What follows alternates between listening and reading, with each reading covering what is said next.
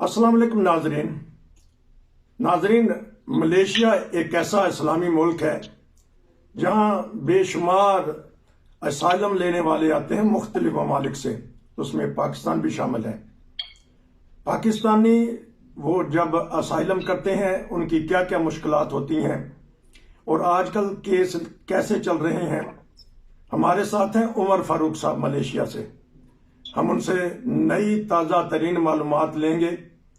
अगर प्रोग्राम लंबा हुआ तो हम 2-3 प्रोग्राम कर लेंगे, क्योंकि आजकल सिर्फ टिकटॉक है या छोटे प्रोग्राम, छोटे क्लिप पसंद किए जाते हैं। हम 8-10 मिनट का प्रोग्राम करेंगे। अगर बात मुकम्मल ना हुई, अगर कोई इसमें रह गई बात, तो फिर एक और प्रोग्राम कर लेंगे। फिक्र ना कीजिएगा। प्रोग्राम बड़ा है। मैं पाकिस्तान से जो आ रहे हैं, पाकिस्तान के रहने वाले और जो यूरोप में रहते हैं, उनके अजीज रिश्तेदार मलेशिया में हैं, क्या क्या मसाइल हैं। बहुत सारे मसाइल भी हैं जो हमें नॉर्मल टेलीफोन पे तो बता देते हैं, लेकिन इंटरव्यू में नहीं बताते। और हो सकता है कि उन मसाइल पे भी बात करें। और जो हमारे अजीज़ो कारब, हमारे दोस्त, हमारे साथी वहाँ हैं, उनके लिए भी ये बेहतर है पता करेंगे। जी अस्सलाम वालेकुम। वालेकुम सलाम, क्या हाल है सर आपका? ठीक ठाक है अल्हम्दुलिल्लाह। यहाँ तो ठंड शुरू हो गई है और दोपहर के बज रहे हैं तकरीबन 1:30। और आपके पास वक्त क्या है और मौसम कैसा है? जी सर, यहाँ मौसम 12 महीने सेम ही है। गर्मी रहती है, ज्यादा गर्मी नहीं जैसे पाकिस्तान में जून जुलाई का है। और यहाँ नॉर्मल टेम्परेचर है 27-28 डिग्री पे, और रात के तकरीबन 8 बज रहे हैं। तो यूक्रेन की जंग का आपके ऊपर भी असर पड़ा है? कोई महंगाई हुई है, कोई जो एनर्जी क्राइसिस आई है, या मलेशिया ही है? नहीं सर, यूक्रेन की जंग ने तो पूरी दुनिया को अपनी लपेट में ले लिया है। और गरीब बंदा तो चाहे यूएसए में भी हो, उसको फर्क तो पड़ेगा। यहाँ पे हमें सिर्फ 2 चीजों का बेनिफिट है। पेट्रोल सेम प्राइस पे है, वो महंगा नहीं इन्होंने किया। अच्छा। तकरीबन $2-2.5 का मिल जाता है, 2-2.5 रिंगिट का भी मिल जाता है हमें अभी भी। और जो गैस है वो भी सेम प्राइस पे। बाकी खाने पीने की जो अशिया है वो सारी महंगी है। ऑयल में भी कुछ हद तक इन्होंने कंट्रोल किया, जो तेल है, कुकिंग ऑयल। तो ये 3-4 चीजों में हमें जो है इनका बेनिफिट है। गवर्नमेंट समटाइम्स सब्सिडी भी दे देती है, लेकिन बाकी जितनी आटा है, चावल है और सब्जी पहले भी बड़ी महंगी थी, और अब तो वो बहुत ज्यादा महंगी है। हम जो आम तबका है, गरीब तबका, वो अफोर्ड नहीं कर सकता। तो यूक्रेन की जंग ने कुछ चीजों के ऊपर असर किया है, और वो जो है वो हम लोग भी फेस कर रहे हैं। जी, एक तरफ तो कोरोना था, उसकी वजह से वहाँ मसाइल पैदा हुए, एक तरफ ये जंग आ गई। क्योंकि हम दीगर मामलात में भी बात करेंगे, सियासी मामलात वहाँ भी अदलते बदलते रहते हैं। महंगाई पे बात करेंगे। अब सरेदस्त मैं ये पूछना चाहूँगा कि मलेशिया की हुकूमत असाइलम के केस ले रही है जो पाकिस्तान से या दीगर मुल्कों से आते हैं? केस आजकल हो रहे हैं, कोरोना के बाद शुरू हो चुके हैं।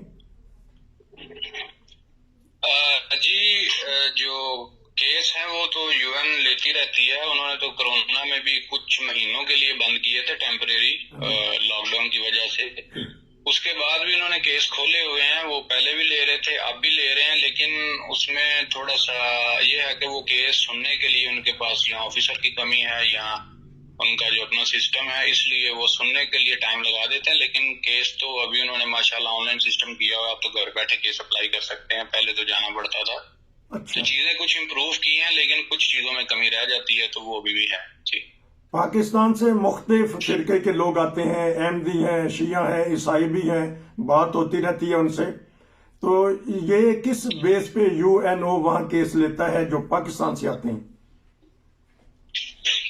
जी, पाकिस्तान से काफी ज्यादा ग्रुप्स में लोग आए हैं जो काफी ज्यादा फिरकों से तल्लक रखते हैं। उनमें से सुन्नी भी हैं, शिया भी हैं, क्रिश्चियन भी हैं, अहमदी भी हैं। तो पाकिस्तान के हालात की वजह से अगर किसी को कोई पर्सनल थ्रेट है, कोई सियासी, कोई मजहबी, तो इन वजूहात की वजह से वो वहाँ अपने आप को सेफ महसूस नहीं करते। तो वो इसलिए मलेशिया या किसी दूसरी कंट्री, थाईलैंड, श्रीलंका, तुर्की वगैरह जाके केस कर लेते हैं। तो लोग तो जो है वो आ रहे हैं और अपना जो उनको मसले मसाइल हैं वो यूएन को पेश कर रहे हैं। उसके बाद फिर यूएन उनको डील कर लेती है। जी, तो लोग आके कहाँ रहते हैं? कि यूरोप का तो ये असूल है, अगर एयरपोर्ट पे आते हैं या वैसे भी बॉर्डर क्रॉस करके आते हैं, وہاں انہوں نے ایک دفتر بنایا, وہاں جا کے اندراج کرواتے ہیں, پھر وہ جگہ دیتے ہیں, کھانا دیتے ہیں, رہائش دیتے ہیں, میڈیکل دیتے ہیں. تو ملیشیا کے بارے میں کوئی نئی معلومات بتائیے گا.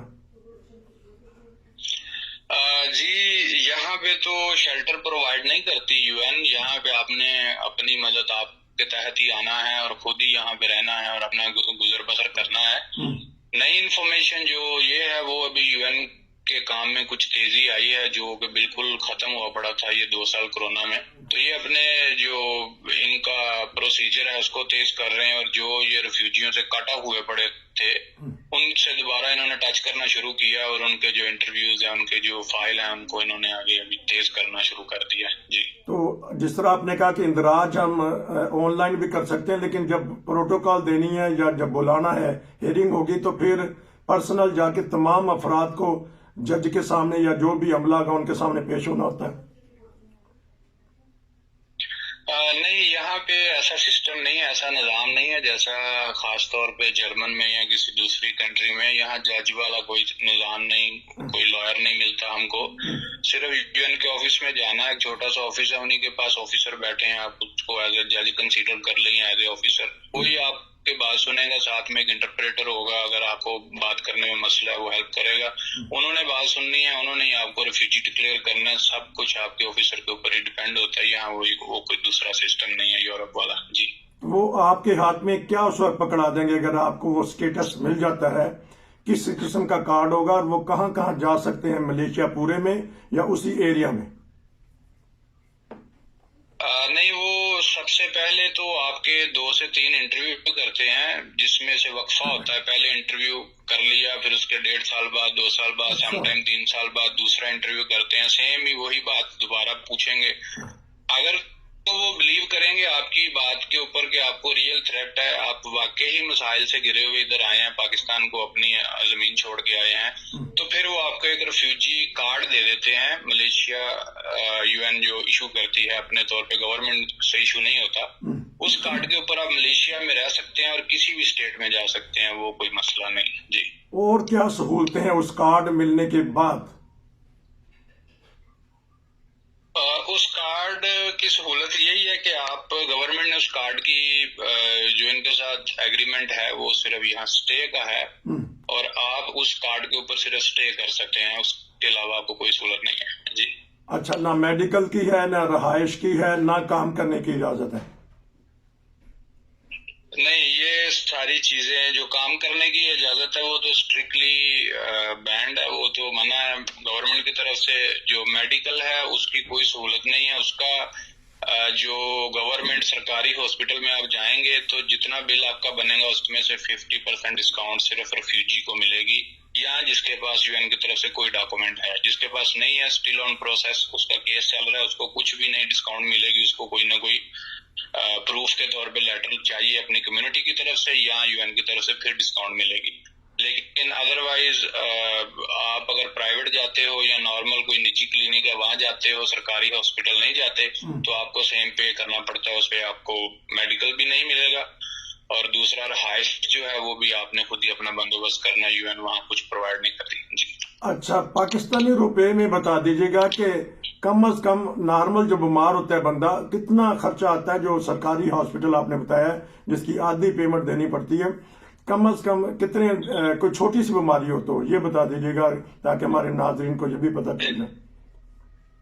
جی سرکاری ہاسپٹل میں سب سے پہلے تو ڈفرینس یہ ہے کہ اگر کوئی چیز یہاں کے ملیشین لوکل کو 10 یا 20 رنگٹ میں, ملیشین پاکستانی 800 یا 1000 روپے میں یہاں ملتی ہے سرکاری ہاسپٹل میں ٹریٹمنٹ, ہم کو وہ ملے گا پاکستانی 4000 روپے میں. اچھا, جو ملیشیا کا 1000 روپیہ ہمارا 4000, وہ سب سے پہلے, کیونکہ ہمیں وہ فورینر کے لیے ان کا ریٹ ہی علیحدہ ہے سرکاری, اور اس 4000 میں سے بھی ہم کو ڈسکاؤنٹ کر کے وہ 2500 پاکستانی دینا پڑے گا, وہ پھر بھی ہماری کیپیسٹی سے زیادہ ہوتا ہے. اور اگر ہم نارمل چلے جائیں ویسے چیک اپ کے لیے تو ہمارا پاکستانی 8 سے 10,000 رنگٹ لگ جاتا ہے, اور اس میں بھی ہم کو ڈسکاؤنٹ کر کے پھر بھی 5 سے 6,000 رنگٹ دینا پڑتا ہے. میں 2 دفعہ خود گیا ہوں سرکاری ہاسپٹل میں, لیکن مجھے انہوں نے ڈسکاؤنٹ نہیں دی. میں نے کارڈ بھی اپنا ایشو کیا, شو کروایا تھا ان کو, لیکن انہوں نے کہا تھا ہم اس پہ ڈسکاؤنٹ نہیں کرتے. وہ کچھ ایسے ہیں جو جو ڈسکاؤنٹ دے دیتے ہیں جہاں آپ کو سیریس مسئلہ ہو, پریگنینسی کا مسئلہ ہو جائے تو پھر آپ کا پاکستانی وہ 70-80 ہزار یا لاکھ روپیہ بن جاتا ہے, بلکہ اس سے بھی زیادہ بن جاتا ہے. یہ تو بہت کم میں نے بتایا. وہاں جا کے پھر آپ کو کچھ ڈسکاؤنٹ دے دیتے ہیں, لیکن پھر بھی آپ کو پاکستانی لاکھ 1.25 لاکھ روپیہ دینا پڑ جاتا ہے. یعنی وہ ایک صرف ایک نام ہے اس 50% ڈسکاؤنٹ کا, لیکن وہ ملتی نہیں. اگر مل بھی جائے تو وہ پھر بھی دائیں بائیں سے کر کے پورے پیسے بنا کے بل دے دیتے ہیں اور پھر وہ ہم کو ادا کرنے ہی پڑتے ہیں. جی بڑی دلچسپ گفتگو ہو رہی ہے کیونکہ وقت ختم ہو رہا ہے اس حصے کا. ہم انشاءاللہ آپ سے اس کے بعد یہیں سے سلسلہ شروع کر دیں گے. آخر میں یہ بتا دیجیے گا, پرائیویٹ جس طرح آپ نے کہا کہ مختلف کمیونٹی مثلا پاکستانی ہیں یا انڈین ہیں یا بنگلہ دیشی ہیں, وہ وہاں کچھ ڈاکٹرز یا کوئی ایسی ہیں تنظیمیں جو کچھ نہ کچھ رعایتیں دیتی ہوں یا فری میں کرتی ہوں. پرائیویٹ والے کو تو چاہے وہ لے لے چاہے نہ لے, گورنمنٹ کی طرف سے کوئی پابندی تو نہیں ہوگی, اس طرح مدد ہو جاتی ہے. جو بیچارے بہت سارے لوگ ایسے ہیں جو پیمنٹ نہیں کر سکتے.